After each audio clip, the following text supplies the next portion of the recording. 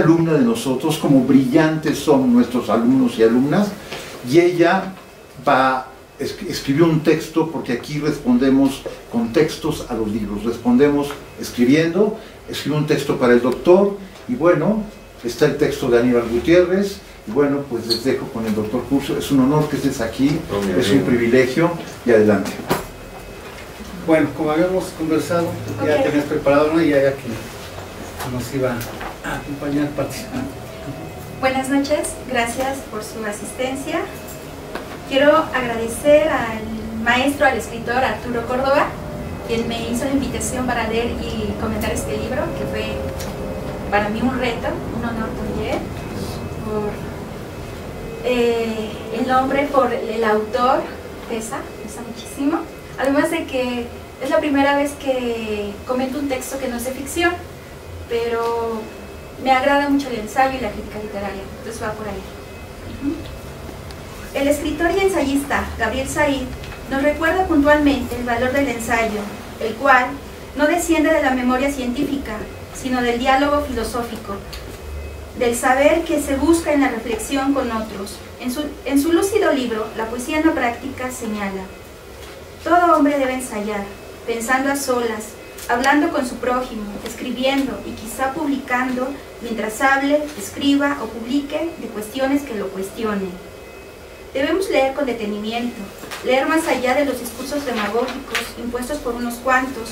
Yo creo, hoy más que nunca, que hacen falta el ensayo y la crítica, una crítica verdadera, que se libere de los cotos de poder, y aquí radica lo medular del asunto. ¿Qué es lo que verdaderamente nos interesa a nosotros como personas? ¿Qué nos mueve e interesa en el fondo? Lo importante son las cosas que me invitan a la reflexión y al diálogo, preguntas con qué leer, contemplar o escuchar, para así continuar la conversación por otros medios. Por su parte, Antonio Latorre, en Ensayos sobre Crítica Literarias, señala el valor del pensamiento crítico. Escribe: el buen crítico no estorba, sino ayuda, y su misión, entre otras cosas, es de índole pedagógica, pues guía a los demás lectores. El crítico es un lector, pero un lector más alerta y más total, de sensibilidad más aguda. Y este, además, tiene una íntima necesidad de comunicación, debe participar a otros la impresión recibida. Un libro es un ser en el mundo, que coexiste en el tiempo y en el intelecto. El autor, Leonardo Curcio, nos expone en Orgullo y Prejuicios, Reputación e Imagen de México, una serie de reflexiones maduradas durante una estancia sabática en el Centro de Investigación y Docencia Económicas, CIDE. En la introducción señala: la idea inicial que alentaba este proyecto era ubicar la raíz de la mala imagen de México en el mundo, y en particular en Estados Unidos. Así es como esta investigación toma forma. Se plantea el origen de esta mala imagen de México en un amplio sector de Estados Unidos, que no es algo atribuible a un gobierno determinado, ni menos a un partido político en específico. Es resultado de algo más profundo y superficial a la vez, prejuicios históricos. Para ello, el autor nos hace un recuento de las distintas visiones que se han creado en el exterior de México, como un país con desigualdad social, violento y corrupto, visiones que han alimentado una mala reputación construida a lo largo de la historia. La reputación, cabe decirlo, precede a la imagen que un país puede tener en un momento histórico determinado. Es producto de percepciones sedimentadas en un dilatado proceso cultural y semiótico que moldea las impresiones que unos pueblos tienen sobre otros. La imagen, pues, por su parte, es más coyuntural, se construye con un cúmulo de noticias más recientes que esculpen estados de ánimo pasajeros.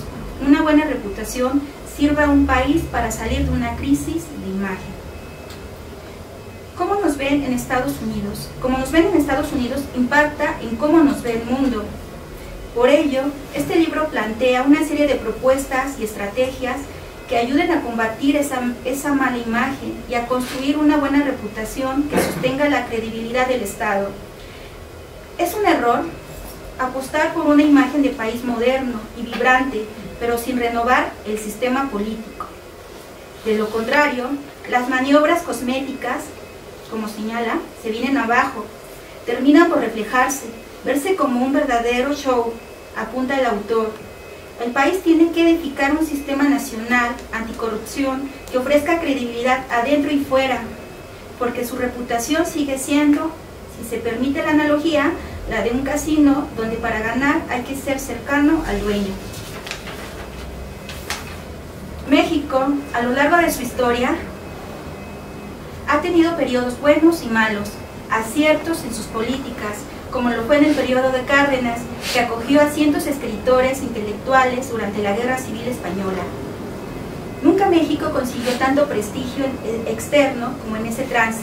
Por su naturaleza dual, el régimen político mexicano mantuvo una política exterior independiente y progresista, algo que redituó importantes frutos en materia de reputación mundial.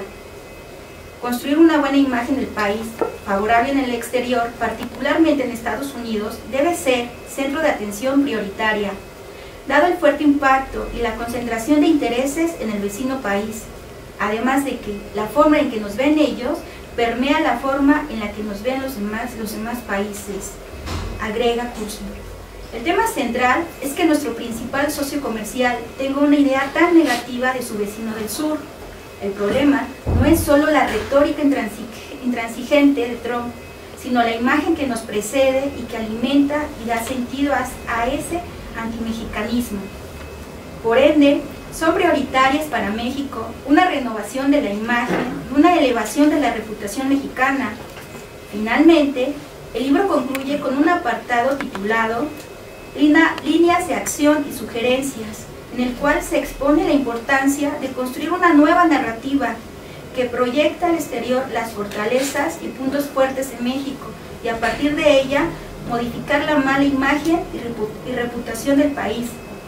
Sería muy interesante escuchar estas propuestas en voz del autor. Yo los invito a leer el libro, dialogar con el libro, abrir un puente de comunicación. Es importante cuestionar nuestras ideas, nuestros prejuicios, plantearnos nuestras inquietudes, lo que nos interesa y nos preocupa, que es nuestro país. Es momento de actuar, de tener un papel activo, interesados por nuestro entorno. Y bueno, sería todo. Gracias.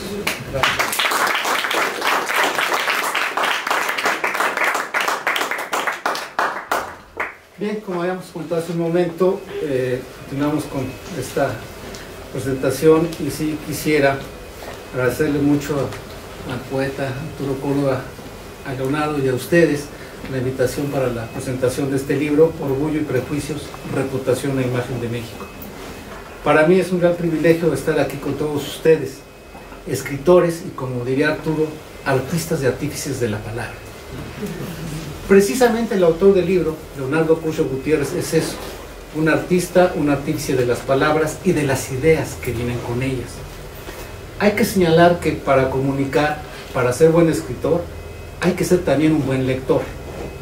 A través de la lectura se ejercita la abstracción, la reflexión, y con la lectura se establece un diálogo entre las ideas propias y ajenas para generar nuevos postulados, críticas y propuestas. Por eso empiezo por el final del libro, Orgullo y Prejuicios, Reputación e Imagen de México. Cuando las palabras reputación e imagen, sobre todo esta última, hoy nos traen la idea de algo falto de contenido, simulable, moldeable, cuando hoy lo visual le dan espacios a los contenidos, Leonardo Curcio nos pone de relieve su importancia y su vínculo con temas profundos, actuales, serios y delicados. Me refiero a que fue muy grato encontrar al final del texto, ni más ni menos, que con 10 páginas de bibliografía seria que refiere 129 textos. Pregúntese de qué tamaño es la bibliografía de sus tesis. Y vean ustedes la voraz capacidad y ganas de la lectura. Por eso Leonardo, siendo un gran lector, también es un gran comunicador, con la palabra y con la voz. La clave, la lectura, la reflexión, el diálogo y más lectura. Ahora bien, esta investigación rica en argumentos y sustentos toca en su desarrollo un tema muy importante, más aún el tema de México para los próximos años. ¿Cómo nos perciben los vecinos? ¿Y qué debemos hacer? ¿Qué nos dice el autor? Que para la población y el gobierno de Estados Unidos la imagen y reputación del país son negativas. que pese a siglos de vecindad no hay una interrelación beneficiosa, que las sociedades mexicana y la estadounidense son vecinas pero no llegan a soportarse, pues no comparten objetivos ni ideales. Pero hay un punto de partida para ello. Leonardo nos dice: la reputación es producto de percepciones sedimentadas en un dilatado proceso cultural y semiótico que moldea las impresiones que unos pueblos tienen sobre otros. La reputación no es un asunto de mercadotecnia. Para mejorar la reputación, entonces, se requieren contenidos y un proceso largo y estructurado que comunique a las distintas audiencias cosas creíbles que generen simpatía, confianza, credibilidad. Sustancia, narrativa y canales de comunicación apropiados. Con estos elementos se desarrolla un análisis conceptual, histórico, sociológico, económico y político que le permite al lector entender que la imagen y la reputación inciden en cosas tan importantes para un país como lo es su capacidad para ser reconocido como actor e interlocutor indispensable en la comunidad internacional. Y ojo, una meta del actual plan de desarrollo es México actor global. Reputación e imagen inciden en cosas tan serias como el ejercicio del poder, entendido como la capacidad de imponer puntos de vista, decisiones y rumbos políticos y económicos. Hagamos esto. ¿Qué les viene a la mente cuando les digo imagen y reputación de la democracia, nuestra democracia? ¿Qué les viene a la mente cuando les digo imagen y reputación del gobierno? Mira, acá ya se hicieron así. ¿Qué reacción tienen cuando les digo imagen y reputación del sistema político? Imagen y reputación de las empresas nacionales. O bien, como un viejo chiste, imagen y reputación del presidente, del Torres, del Bacardí, de otras bebidas alcohólicas. No me vaya a caer el CISEN, ¿no? Pero por allá hay una exclamación, ¿no? Para el caso del ejercicio de la política y de la relación de un país con el mundo, es necesario un sustento.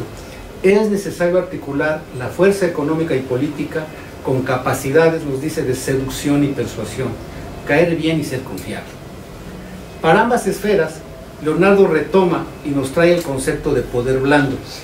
Recupera esta idea para un entorno actual en el que no bastan los elementos de la fuerza económica, política o militar para alcanzar o mantener liderazgos, presencia y reconocimiento, sino que ahora es necesario el poder de la seducción y la persuasión. Pero ello requiere de un reconocimiento cultural y universal, valores e ideas políticas creíbles y política exterior. Estos elementos generan cercanía, empatía, credibilidad y con ello capacidad de interlocución de la que hablábamos hace rato.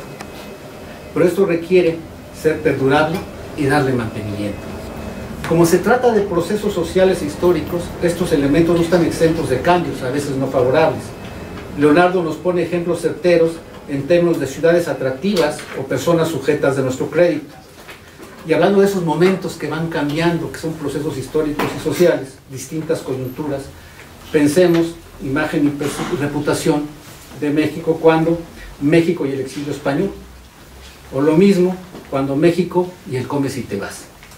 Dos momentos que tuvieron diferentes impactos, uno especialmente memorable y de gran impacto. El libro Orgullo y Prejuicios, Reputación e Imagen de México, nos permite acompañar al autor en un recorrido por la historia, la cultura, los valores con los que se nos han identificado como país. De la colonia al siglo XIX y los primeros años del XX, lo que es hoy México transita y concluye con una imagen negativa para los estadounidenses, pero también para los europeos. La guerra y la división interna por un lado y las invasiones por el otro propiciaron la falta de cohesión política, social y cultural. Posteriormente el Estado mexicano, que pacifica al país, lo integra, promueve su desarrollo, gana algo de prestigio. Hay paz social, una política internacional clara y una vocación por la industrialización y el desarrollo. Pero la calidad de las instituciones, la corrupción, la desigualdad y el gobernar para acabar haciendo negocios dejó una marca de desconfianza en el país. El arte, el cine, la música hicieron su parte, pero ¿qué valores civilizatorios o culturales nos identificaron? Los charros, el macho mexicano y a la fecha el Chavo del Ocho. hasta en el Museo Británico me lo encontré.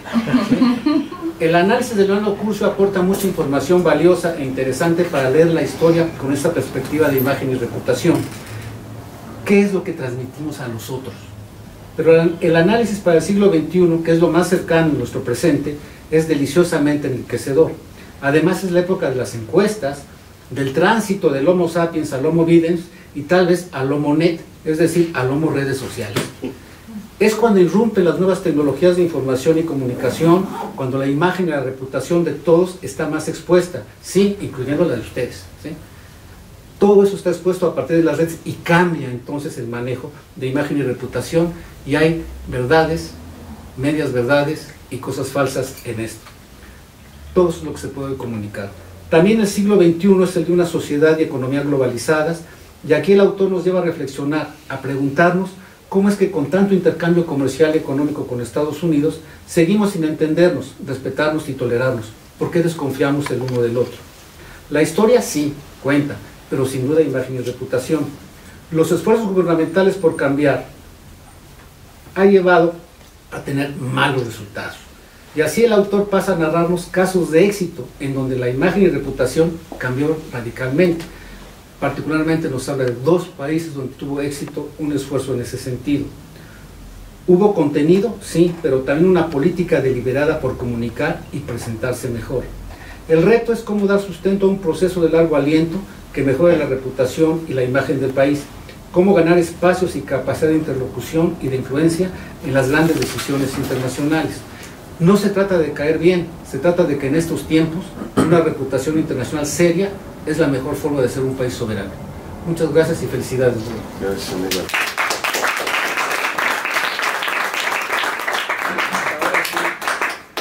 El importante. Muchas gracias. No, me siento absolutamente abrumado, primero por me había negado a venir porque el afecto